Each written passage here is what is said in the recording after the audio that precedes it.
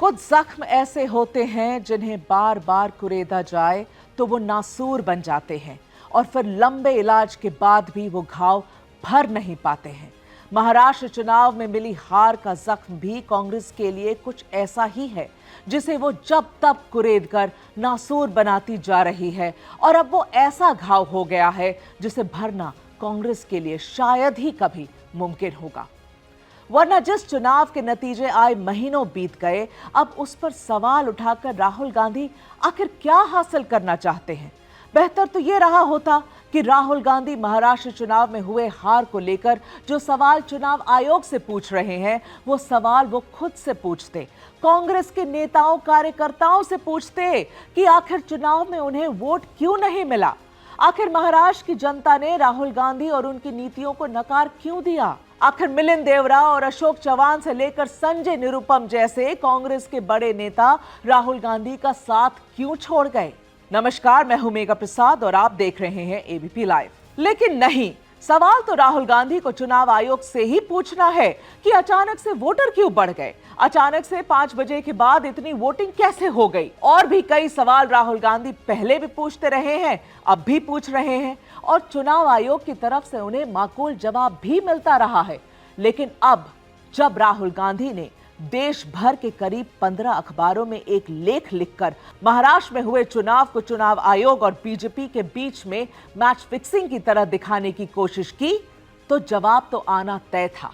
और जवाब आया महाराष्ट्र के मुख्यमंत्री देवेंद्र फडणवीस का, जिन्होंने राहुल गांधी के उठाए हर एक मुद्दे पर सिलसिलेवार ढंग से सबूतों के साथ करारा जवाब दिया है। राहुल गांधी का पहला सवाल यह है कि चुनाव आयुक्तों की नियुक्ति का तरीका क्यों बदल दिया गया। जब चुनाव आयुक्त की नियुक्ति के लिए बने पैनल में चीफ जस्टिस हुआ करते थे तो नियम बदलकर उनकी जगह पर कैबिनेट मंत्री कैसे आ गए। राहुल गांधी का कहना है कि अंपायर की नियुक्ति के लिए पैनल के साथ ही खेल कर दिया गया। जवाब देवेंद्र फडणवीस की तरफ से आया और उन्होंने बताया कि साल 1950 से लेकर अब तक कुल 26 मुख्य चुनाव आयुक्त हुए हैं और इन 26 में से 25 चुनाव आयुक्तों को केंद्र सरकार ने सीधे चुना है। यह पहली बार है जब मुख्य चुनाव आयुक्त की नियुक्ति के लिए कानून में बदलाव कर नेता प्रतिपक्ष को भी शामिल किया गया और तब मुख्य चुनाव आयुक्त की नियुक्ति हुई। राहुल गांधी का दूसरा सवाल यह है कि अचानक से वोटर कैसे बढ़ गए। राहुल गांधी ने अपने लेख में लोकसभा और विधानसभा चुनाव के बीच वोटरों के आंकड़ों की तुलना की है और कहा है कि 5 साल में महज 31 लाख वोटर ही बढ़े, जबकि लोकसभा चुनाव के 5 महीने बाद ही वोटरों की संख्या 41 लाख कैसे बढ़ गई। फडणवीस ने इसका भी जवाब दिया।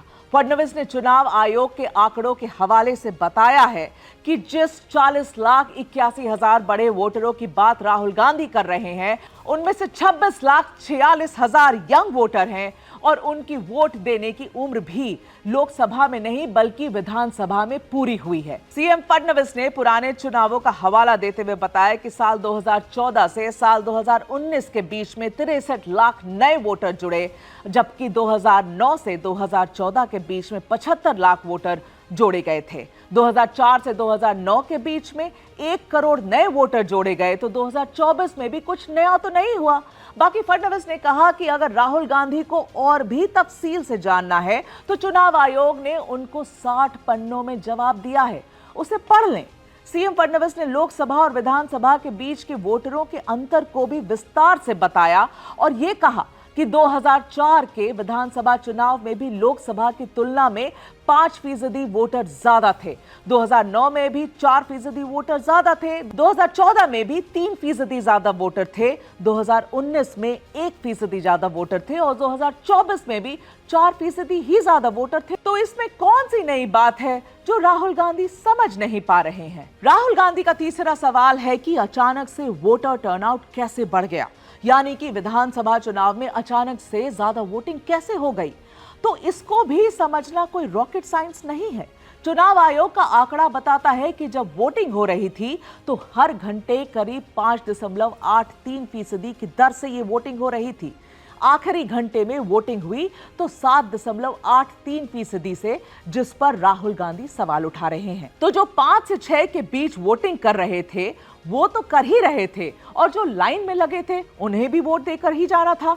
तो पूरी काउंटिंग उस 1 घंटे की ही हुई, जिसमें स्वाभाविक तौर पर ज्यादा वोटर थे। तो इसमें हाय तौबा क्यों? सीएम फडणवीस ने इसी 2024 के लोकसभा चुनाव का भी उदाहरण देकर बताया है कि महाराष्ट्र में दूसरे चरण में हुए लोकसभा चुनाव के दौरान शाम के 5 बजे की वोटिंग प्रतिशत 60.96% थी। अगले दिन वोट प्रतिशत रहा 67.71, करीब 6% बढ़ गया था। लेकिन उस चुनाव में कांग्रेस को जीत मिली थी। तो राहुल गांधी ने ये सवाल नहीं उठाए और विधानसभा में हार गए, तो उनके सवाल खत्म ही नहीं हो रहे हैं। राहुल गांधी का चौथा सवाल है कि महाराष्ट्र में करीब 1 लाख बूथ हैं, लेकिन बढ़े हुए वोटर को उन 85 विधानसभाओं के 12,000 बूथ पर जोड़ा गया, जहां लोकसभा चुनाव में बीजेपी का प्रदर्शन खराब रहा था और इनमें से ज्यादातर सीटों पर एनडीए जीत गया। राहुल गांधी ने कामठी विधानसभा का उदाहरण दिया, जहां लोकसभा चुनाव में कांग्रेस को 1.36 लाख वोट मिले थे और बीजेपी को 1.19 लाख। लेकिन विधानसभा में कांग्रेस को 1.34 लाख वोट मिले, जबकि बीजेपी को 1.75 लाख, और ये करीब 56,000 वोटों का अंतर था। फडणवीस ने इसका भी जवाब दिया है और एक नहीं, कई विधानसभाओं के उदाहरण दिए हैं जहां महाविकास अघाड़ी को लोकसभा की तुलना में ज्यादा वोट मिले हैं। जैसे माढ़ा में लोकसभा की तुलना में विधानसभा में शरद पवार के कैंडिडेट को 18% ज्यादा वोट मिले। वानी में उद्धव ठाकरे के उम्मीदवार को 13% ज्यादा वोट मिले। श्रीरामपुर में कांग्रेस के उम्मीदवार को 12% ज्यादा वोट मिले और ये तीनों ही सीटों में महाविकास अघाड़ी की जीत हुई। यानी कि राहुल गांधी ने जो भी सवाल उठाए हैं और जिस तरीके से उठाए हैं, ठीक उसी तरीके से उन्हें आंकड़ों के साथ उन्हीं के अंदाज में उनका जवाब महाराष्ट्र के मुख्यमंत्री देवेंद्र फडणवीस ने दिया है।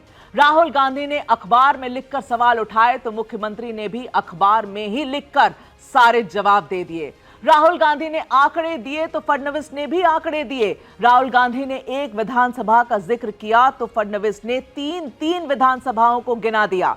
राहुल गांधी ने एक चुनाव आयुक्त की बात की तो फडणवीस ने आजादी से लेकर अब तक इतिहास बता दिया। तो अब तो राहुल गांधी को मान जाना चाहिए और महाराष्ट्र चुनाव के नतीजों और उसके आंकड़ों को फिर से गंभीरता के साथ देखना चाहिए। लेकिन ऐसा होगा नहीं। सवाल है क्यों? क्योंकि खुद से सवाल करना मुश्किल है ना, दूसरों से करना बहुत आसान। अगर राहुल गांधी और कांग्रेस दूसरों से सवाल करेंगे तो सुर्खियां बनेंगी और वो सुर्खियां कुछ घंटों से लेकर कुछ दिनों तक बनी रहेंगी, अखबार के पन्नों में, टीवी के वीडियो में, और फिर कुछ समय के बाद दफन हो जाएंगी। लेकिन अगर राहुल गांधी को वाकई सवाल करना है तो उन्हें खुद से करना चाहिए। खेल खत्म होने के बाद अंपायर को दोष देने से पहले अपनी खेल की टेक्निक भी देख लीजिए कि सामने वाले खिलाड़ी के साथ खेलने के लिए वो मुफीद है या नहीं, वरना आप अंपायर पर सवाल उठाते रह जाएंगे और सामने वाला ट्रॉफी पर ट्रॉफी जीतता चला जाएगा। अब भी वक्त है, बिहार बंगाल सामने है, खेल सुधारिए और तब मैदान में उतरिए, शायद नतीजे कुछ और हों। शुक्रिया, आप देख रहे थे एबीपी लाइव और मैं थी आपके साथ मेघा प्रसाद।